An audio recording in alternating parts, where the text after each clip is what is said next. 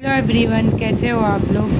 तो ये रहा मेरा सुबह का नाश्ता, पराठा, अचार और ये रही चाय। आप लोग सोच रहे हो ये लाल चाय है।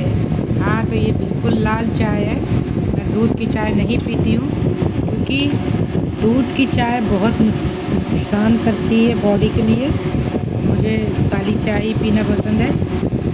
और ये पराठा सिर्फ आटे से बना हुआ नहीं है, इसमें मैंने बहुत सारे वो मिलाए हुए हैं, जैसे कि थोड़ा सा गेहूं का आटा, थोड़ा सा चावल का आटा और थोड़ा सा बेसन और फिर कस्तूरी मेथी होती है वो मिलाई हुई है, थोड़ा अजवाइन मिलाया हुआ है और नमक मिलाया हुआ है। तो बहुत ही टेस्टी पराठा बना हुआ है। तो आइए आप लोग भी खा लीजिए।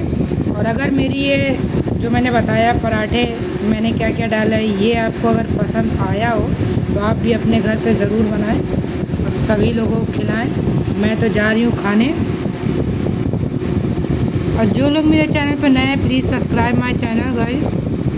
Bye, love you all.